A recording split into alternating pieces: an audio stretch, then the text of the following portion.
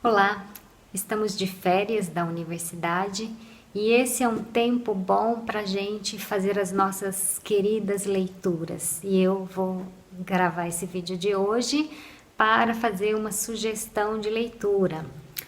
Esse livro aqui, Do Sentimento Trágico da Vida, de Miguel de Unamuno. Miguel de Unamuno é um filósofo espanhol, identificado aqui como ensaísta, poeta, dramaturgo, novelista, um escritor total. Nascido em 1864, morto em 1936, Miguel de Unamuno é reconhecido como um representante do existencialismo. E é um livro que eu li há algum tempo, estou relendo e é um livro que eu tenho com muito carinho, então eu gostaria de recomendar para vocês. E para recomendar essa leitura, eu vou identificar alguns pontos do livro que me chamaram a atenção e vou percorrer com vocês algumas leituras de fragmentos do livro. Então esse vídeo não tem a pretensão de ensinar para vocês sobre o Unamuno ou sobre o pensamento de Unamuno, mas de explicitar, de apresentar alguns fragmentos de sua escrita, sobretudo aqueles que mais me tocaram. Então, para quem o Miguel de Unamuno escreve esse livro? A quem Unamuno está escrevendo ou se referindo? E aí, já começamos com a primeira leitura. Sou homem. A nenhum outro homem considero estranho, porque o adjetivo humanos me é tão suspeito quanto o substantivo abstrato humanitas, humanidade. Nem o humano, nem a humanidade, nem o adjetivo simples, nem o adjetivo substantivado, mas sim o substantivo concreto, o homem. O homem de carne e osso, aquele que nasce, sofre e morre. Sobretudo, morre, que come, bebe, joga, dorme, pensa e ama. O homem que se vê e a quem se ouve, o irmão, o verdadeiro irmão. Porque há outra coisa que também chamam homem, que é o sujeito de não poucas divagações mais ou menos científicas, isto é, um não-homem. O nosso homem é outro, o de carne e osso. Eu, você, meu leitor, aquele outro de mais além, todos os que pisamos sobre a terra. É a estes que Unamuno endereça esta leitura. Esse homem de carne e osso é continuamente confrontado com a contradição. É um ponto que Unamuno nos apresenta. Vejamos. Quem não se lembra daquelas palavras do Evangelho? Eu creio, Senhor, ajuda-me na minha falta de fé. Contradição, naturalmente, pois que só vivemos de contradições e por elas. Pois que é a vida? A vida é tragédia e a tragédia é perpétua luta, sem vitória e nem esperança de vitória. É contradição. Trata-se, como vem, de um valor afetivo, e contra os valores afetivos não valem razões. Mas, frequentemente, tentamos nos esquivar as contradições, pensando apenas com o cérebro. O que diz Unamuno sobre isso? De fato, há pessoas que parecem não pensar senão com o cérebro ou com qualquer outro órgão específico para pensar. enquanto os outros pensam com todo o seu corpo e toda a alma, com o sangue, com o tutano dos ossos, com o coração, com os pulmões, com o ventre, com a vida. E as pessoas que só pensam com o cérebro viram definidoras, tornam-se profissionais do pensamento.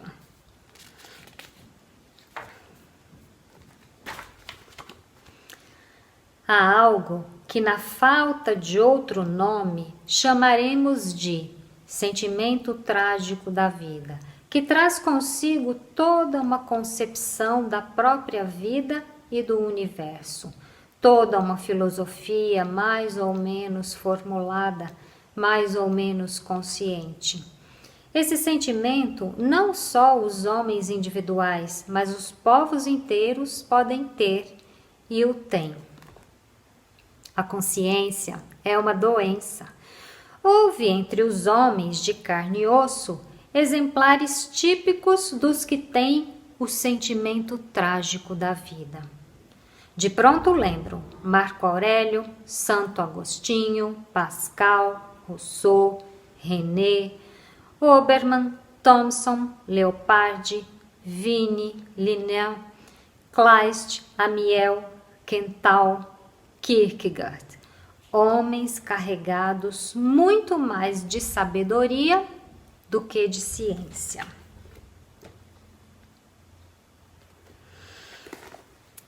O sentimento trágico da vida é algo como sustentar a contradição entre pensamento e vida. É uma proposta do Unamuno. Bem, mas onde tudo começou? Onde começa essa contradição? Vejamos. Querem outra versão de nossa origem? Está bem. Segundo ela, não é a rigor um homem, mas uma espécie de gorila, orangotango, chimpanzé ou coisa assim, hidrocéfalo ou algo parecido. Um monoantropóide teve uma vez um filho doente, do ponto de vista estritamente animal ou zoológico. Doente, verdadeiramente doente. E essa doença se revelou, além de uma fraqueza, uma vantagem na luta pela sobrevivência. Acabou pondo-se ereto, o único mamífero vertical, o homem. A posição ereta libertou-lhe as mãos de ter de se apoiar nelas para andar. Ele pôde então opor o polegar aos outros 4 dedos, pegar objetos e fabricar utensílios, sendo as mãos, como se sabe, grandes forjadoras de inteligência. Essa mesma posição lhe deu pulmões, traqueia, laringe e boca, capazes de articular a linguagem. E a palavra é inteligência.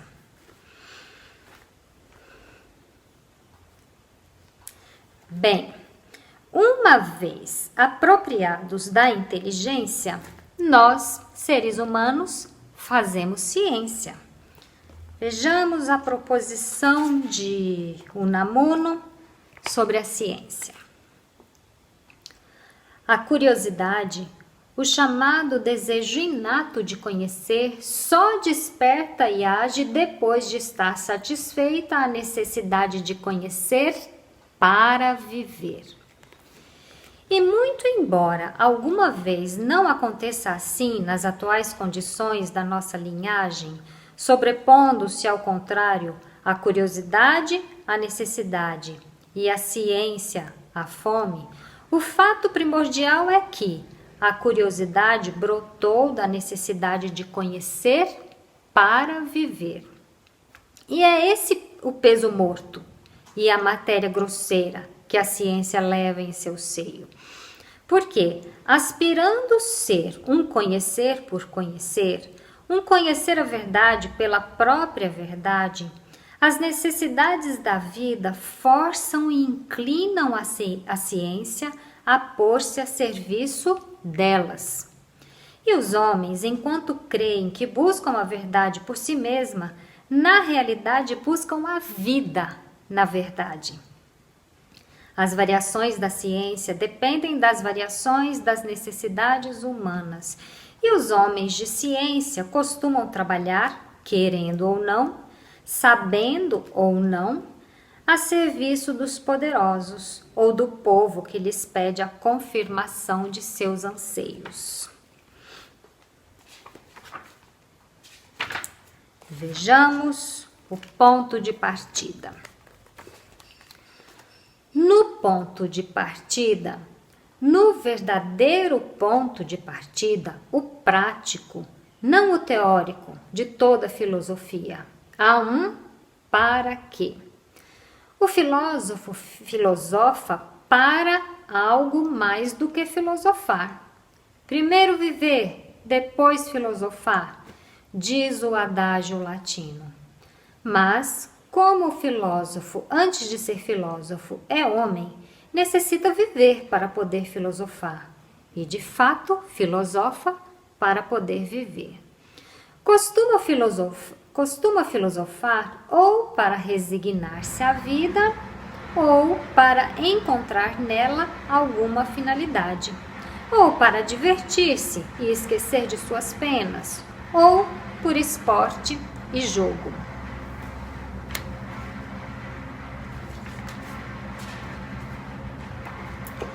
Só nos interessa o porquê em vista do para quê. Só queremos saber de onde viemos para melhor averiguar aonde vamos. Então vejamos o que é para Unamuno a base do que ele chama de sentimento trágico da vida. Sigamos com a leitura.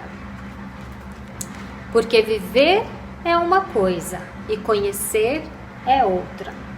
E como veremos, talvez haja entre ambas tal oposição que não possamos dizer que tudo o que é vital é antirracional e não só irracional, e tudo o que é racional, antivital.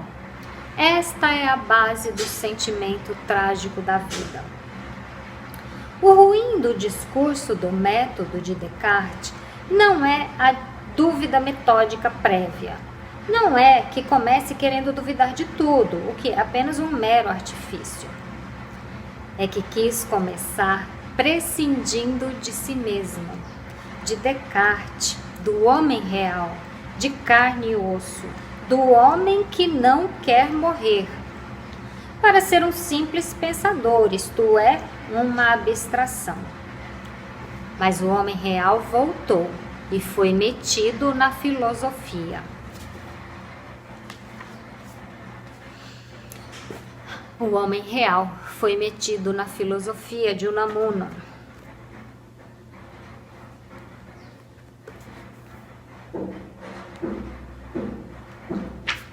A verdade é sum ergo cogito, sou logo penso, muito embora nem tudo o que é pense.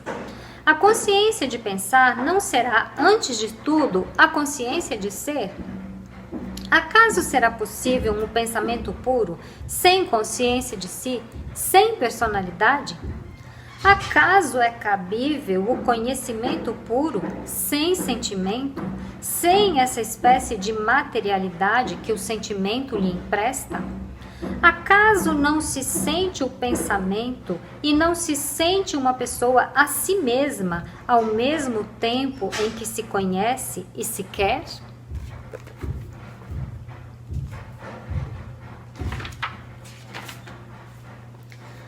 Sendo o homem real, de carne e osso, trazido de volta à filosofia por Unamuno, qual seria o seu supremo anseio?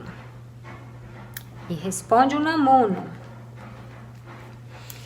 mais, cada vez mais quero ser eu. E sem deixar de sê-lo, ser ademais os outros, adentrar a totalidade das coisas visíveis e invisíveis, estender-me ao ilimitado do espaço, prolongar-me ao inacabável do tempo. Não ser tudo e para sempre é como não ser, pelo menos ser todo eu e sê-lo para sempre. E ser todo eu é ser todos os demais, ou tudo ou nada. Eternidade, eternidade, esse é o anseio. A sede de eternidade é o que se chama amor entre os homens, e quem ama a outrem é porque quer se eternizar nele.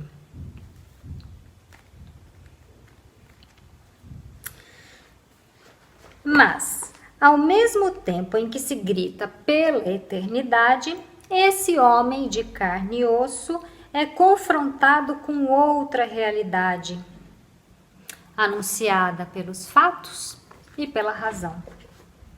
Vejamos.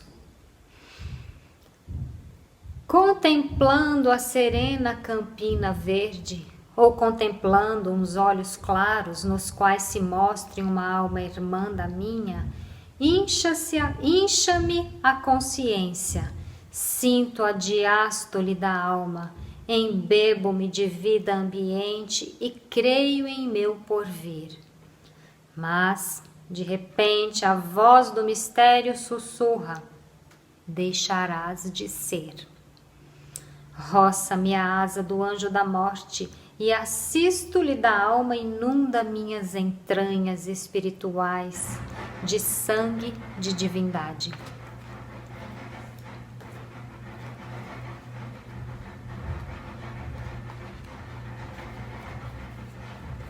Aqui está de fato o terrível perigo.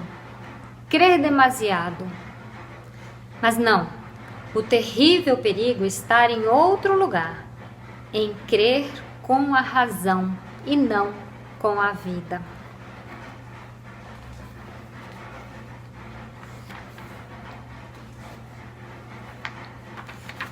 E o que é crer com a razão?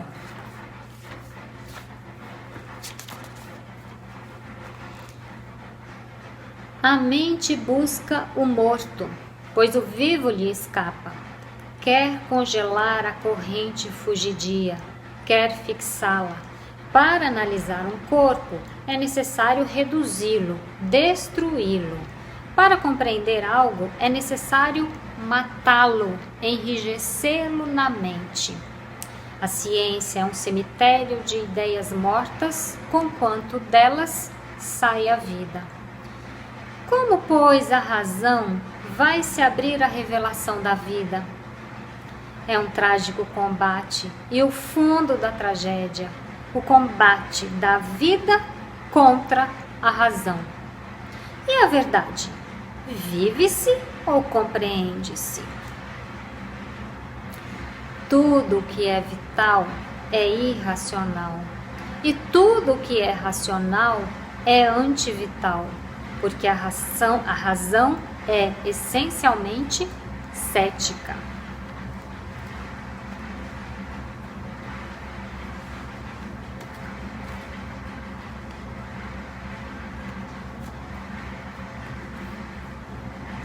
Por minha parte, não quero celebrar a paz entre o meu coração e a minha cabeça, entre a minha fé e a minha razão. Quero antes que combatam entre si. Este é o sentimento trágico da vida para o Unamuno. O combate, sustentar o combate entre a razão e a vida. Sigamos com a leitura. Agora em direção ao fundo do abismo.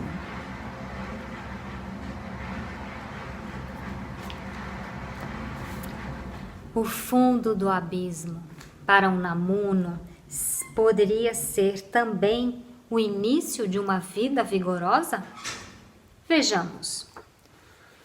Trouxe até aqui o leitor que teve a paciência de ler-me através de uma série de dolorosas reflexões, procurando sempre dar a razão sua parte e dar também sua parte ao sentimento.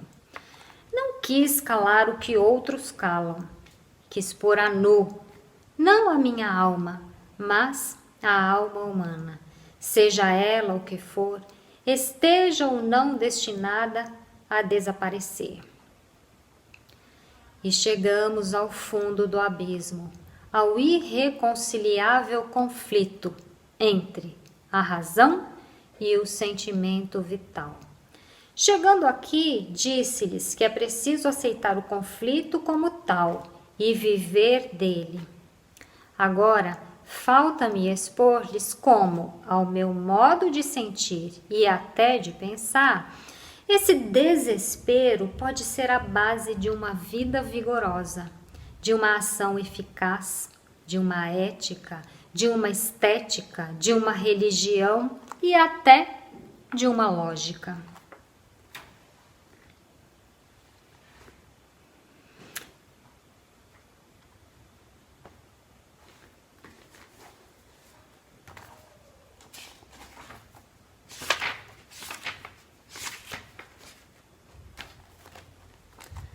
Porque os homens só se amam com amor espiritual quando sofreram juntos uma mesma dor, quando araram durante algum tempo a terra pedregosa, presos ao mesmo jugo de uma dor comum.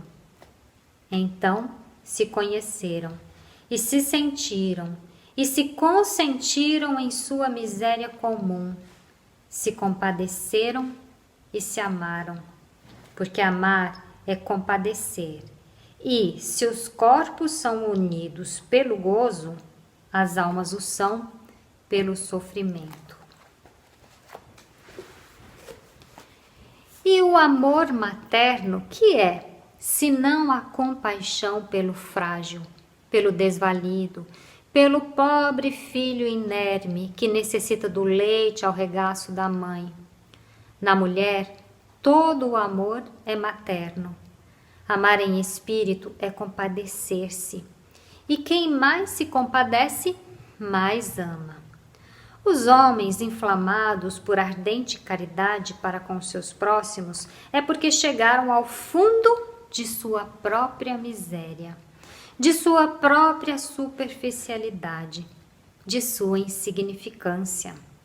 Voltando depois os olhos assim abertos para seus semelhantes, viram-nos também miseráveis, superficiais, aniquiláveis.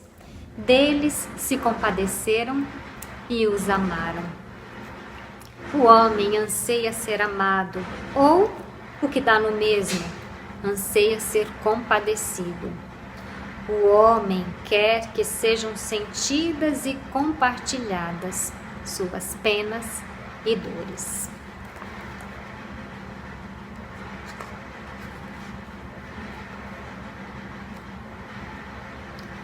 Você passa a se compadecer, isto é, a amar todos os seus semelhantes e irmãos em aparência, miseráveis sombras que desfilam de seu nada a seu nada, centelhas de consciência que brilham um momento nas infinitas e eternas trevas.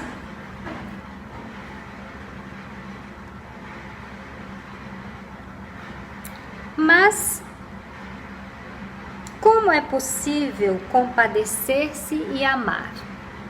Responde o Namuno. Para amar tudo, para se compadecer de tudo, humano e extra-humano, vivo e não vivo, é necessário que você sinta tudo dentro de si, que personalize tudo, porque o amor personaliza tudo que ama, tudo que se compadece. Nós nos compadecemos, isto é, amamos o que é semelhante a nós e na medida em que o é. E amamos tanto mais quanto mais se nos assemelha. Assim cresce a nossa compaixão e com ela nosso amor pelas coisas, à medida que descobrimos as semelhanças que tem conosco.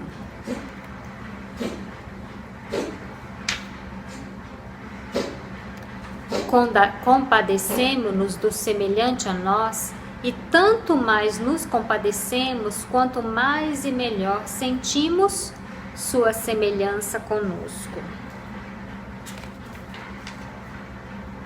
Ao ouvir um grito de dor do meu irmão, minha própria dor desperta e grita do fundo da minha consciência.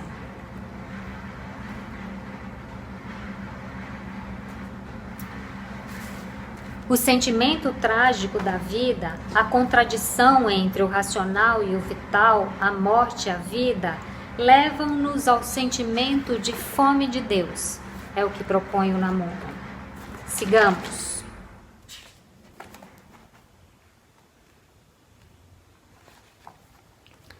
Da mesma maneira, Deus mesmo, não a ideia de Deus, pode chegar a ser uma realidade imediatamente sentida. E embora não nos expliquemos com sua ideia, nem a existência, nem a essência do universo, temos às vezes o sentimento direto de Deus, sobretudo nos momentos de sufocação espiritual. Esse sentimento, observe-se bem, porque nisso reside todo o seu caráter trágico e o sentimento trágico da vida. É um sentimento de fome de Deus, de carência de Deus. Crer em Deus é, em primeira instância, e como veremos, querer que haja Deus e não poder viver sem Ele.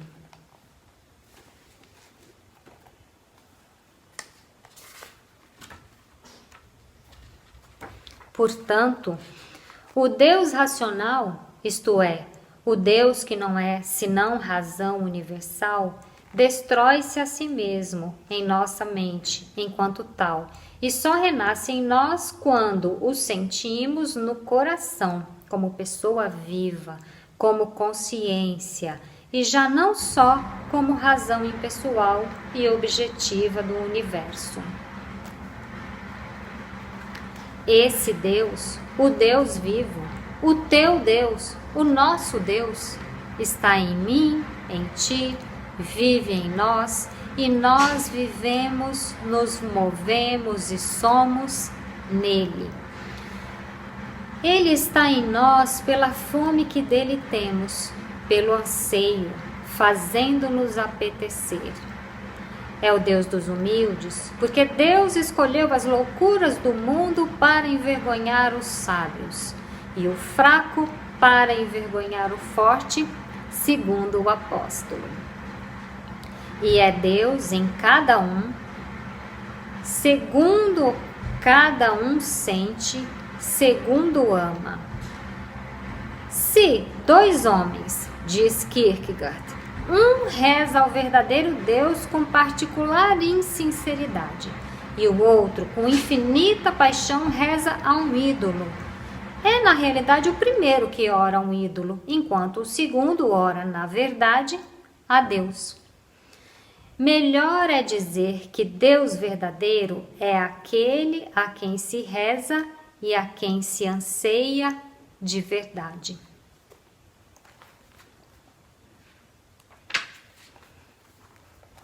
A razão, a cabeça nos dizem nada. A imaginação, os corações, o coração nos dizem tudo. E entre nada e tudo, fundindo-se o tudo e o nada em nós, vivemos em Deus, que é tudo, e Deus vive em nós, que sem Ele somos nada. A razão repete, vaidade das vaidades, tudo é vaidade. A imaginação replica, plenitude das plenitudes, tudo é plenitude. E assim vivemos a vaidade da plenitude ou a plenitude da vaidade.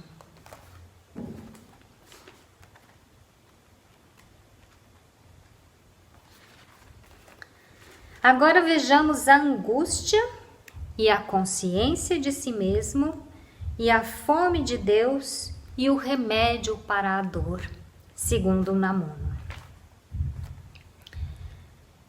É a angústia que faz a consciência voltar-se sobre si. O não angustiado conhece o que faz e o que pensa, mas não conhece deveras o que faz e o que pensa.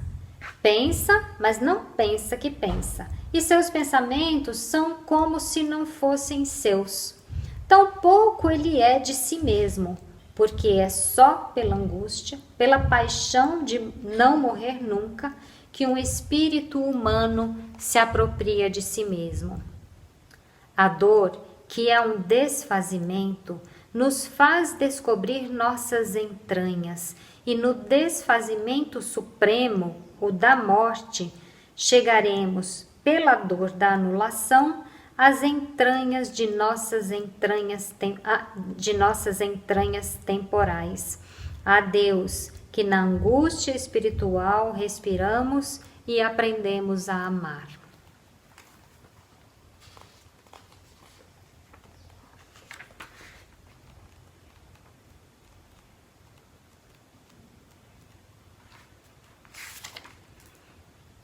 O remédio para a dor, que é, dissemos, o choque da consciência na inconsciência, não é submergir nesta, mas elevar-se àquela e sofrer mais. O mal da dor se cura com mais dor, com mais alta dor. Não há que tomar o remédio do ópio, mas pôr vinagre e sal na ferida da alma, porque quando você dormir e já não sentir dor, é que você já não é. E há que ser.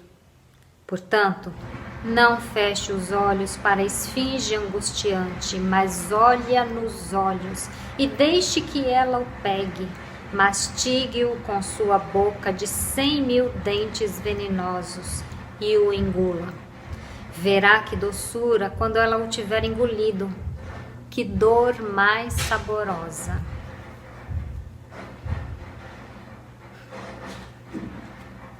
E por fim, para concluir a nossa leitura em Unamuno, a vergonha e a glória de Dom Quixote.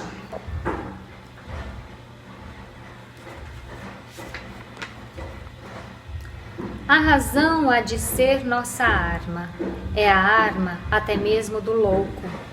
Nosso louco sublime, nosso modelo, Dom Quixote. Depois que destroçou com 2 golpes de espada aquela espécie de meia selada que encaixava com o morrião, tornou a fazê-la, metendo-lhe por dentro umas barras de ferro, de modo que se deu por satisfeito com sua fortaleza. E sem querer se aventurar-se em mais experiências, a despachou e teve por selada de encaixe das mais finas. E com ela na cabeça, imortalizou-se, isto é, expôs-se ao ridículo. Pois foi ridicularizando que Dom Quixote alcançou sua imortalidade. O mais alto heroísmo para um indivíduo, como para um povo, é saber enfrentar o ridículo. É, melhor ainda, saber ridicularizar-se e não se acovardar com isso.